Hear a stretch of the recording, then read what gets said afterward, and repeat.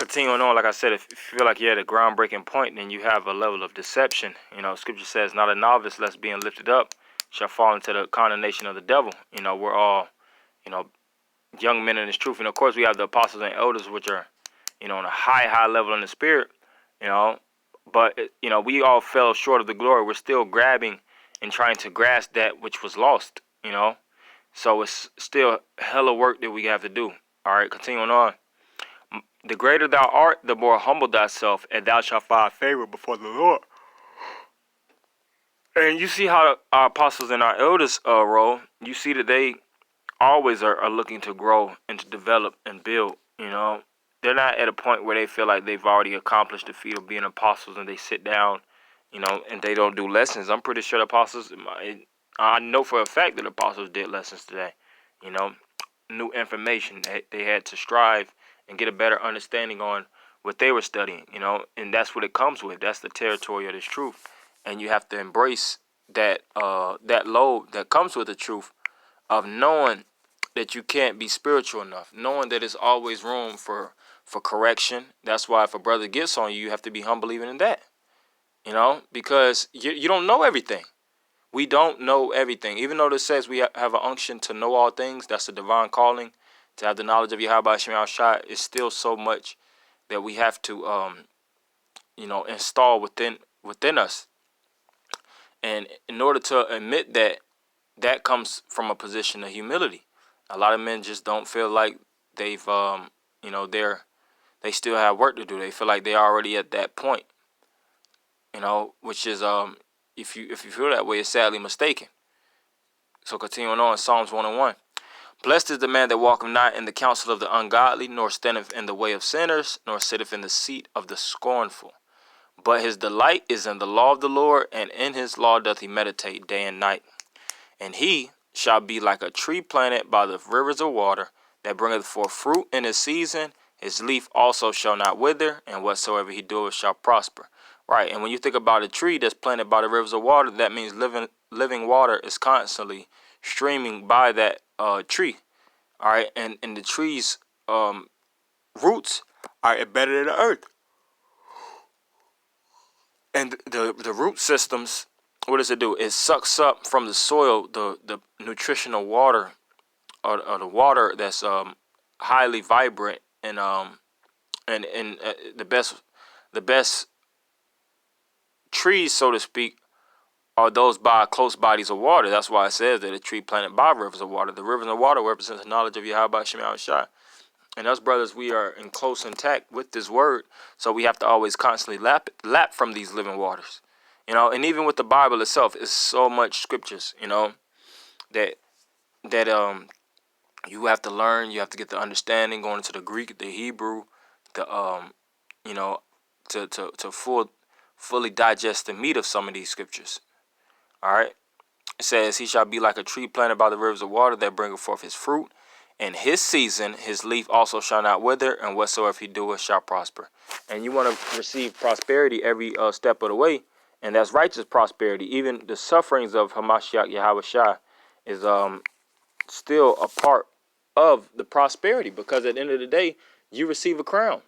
And with that knowledge, the Lord said he's going to install the new wisdom, knowledge, and understanding in our inward parts, which is full, total knowledge, wisdom, understanding, and dominance. And we do not have a shred of that even on the side.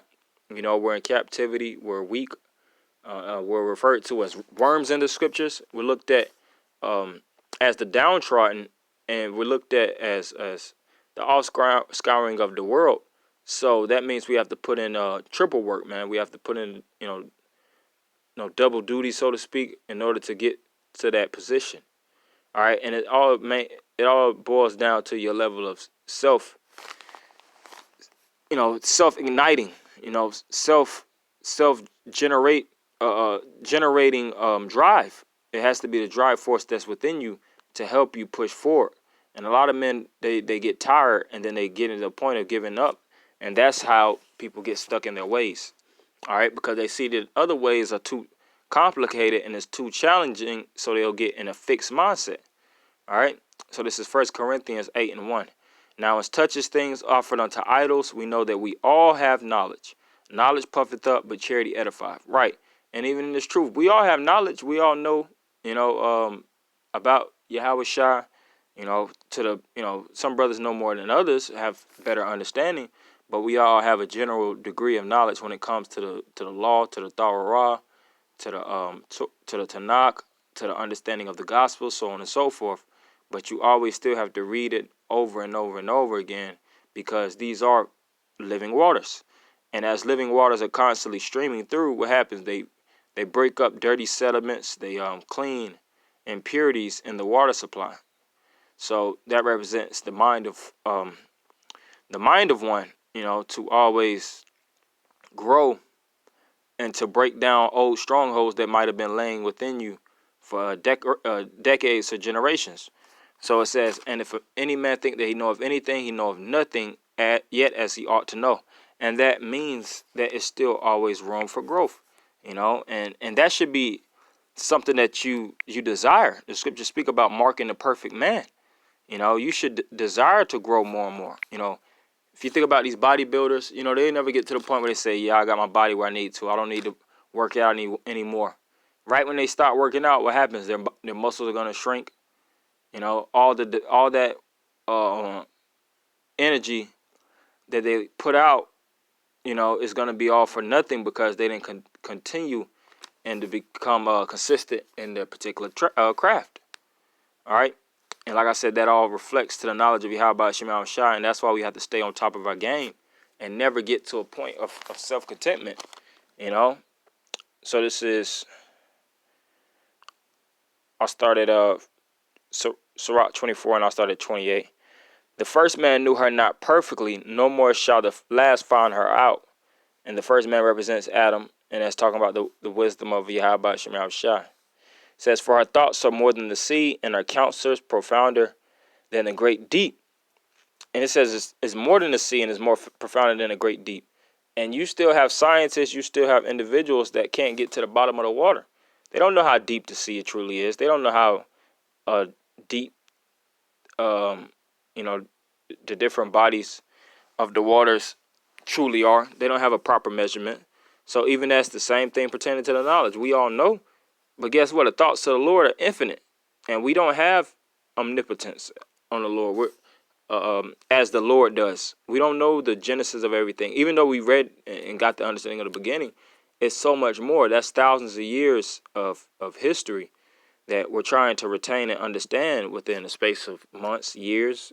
Some brothers been in the truth for 10 years, 15 years.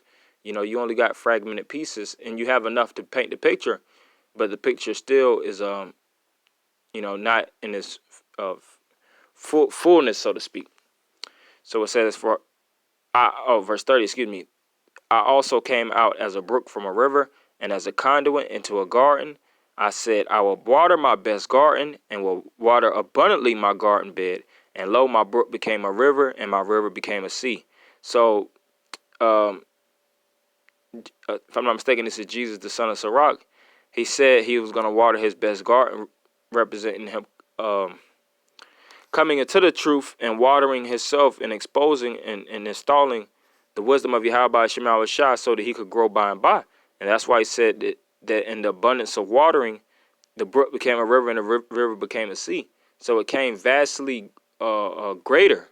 And that all takes time, patience, prayer, and understanding and evaluations, So, this is just something I have for brothers. I just wanted to definitely push that spirit. I'll never be spiritual enough. It's still always room for growth. Brothers grow, and pray that the Lord always gives you the spirit to grow more and more. So I want to end by giving all praise, honor, and glory to Yahweh, Shema, Shah, Sharon, Kakodash, double honor to the apostles and elders of Great Millstone. Shalom Amakim.